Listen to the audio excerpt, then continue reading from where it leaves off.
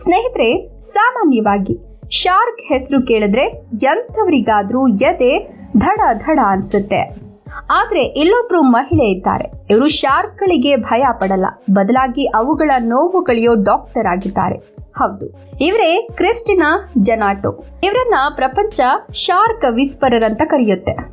ಕತೆ ಶುರುವಾಗಿದ್ದು 30 ವರ್ಷಗಳ ಹಿಂದೆ ಬಹಾಮಾಸ್ ಸಮುದ್ರದಲ್ಲಿ. ಕ್ರಿಸ್ಟಿನಾ ಡೈವಿಂಗ್ ಮಾಡುವಾಗ ಒಂದು ಭಯಂಕರ ಶಾರ್ಕ್ ಇವ್ರ ಹತ್ರ ಬಂತು. ಇವ್ರು ಅಂದ್ಕೊಂಡ್ರು ಇವತ್ತು ನನ್ನ ಕತೆ ಮುಗೀತು ಅಂತ. ಆದ್ರೆ ಆ ಶಾರ್ಕ್ ಇವರ ಮೇಲೆ ಅಟ್ಯಾಕ್ ಮಾಡಲಿಲ್ಲ, ಬದಲಾಗಿ ನಾಯಿ ಮರಿ ತರ ಇವರ ಸುತ್ತೋಕೆ ಶುರು ಮಾಡ್ತು. ಗಮನಿಸಿ ನೋಡಿದಾಗ ಗೊತ್ತಾಯ್ತು, ಅದರ ಬಾಯಲ್ಲಿ ಮೀನು ಹಿಡಿಯೋ ಗಾಳದ ಕೊಕ್ಕೆ ಸಿಕ್ಕಾಕೊಂಡು ನರಳುತ್ತಿತ್ತು ಅಂತ. ಆಗ ಕ್ರಿಸ್ಟಿನಾ ತಮ್ಮ ಪ್ರಾಣದ ಹಂಗು ತೊರೆದು ಆ ಶಾರ್ಕ್ ಬಾಯಿಗೆ ಕೈ ಹಾಕಿ ಆ ಕೊಕ್ಕಿಯನ್ನ ತೆಗೆದ್ರು. ವಾವ್, ನಿಜಕ್ಕೂ ಗ್ರೇಟ್ ಅಲ್ವಾ?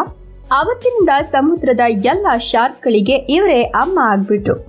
ಎಲ್ಲಿ ಶಾರ್ಕ್ಗಳಿಗೆ ಗಾಯ ಆಗುತ್ತೋ ಅವರು ನೇರವಾಗಿ ಇವರ ಹತ್ತಿರ ಬರ್ತವೆ.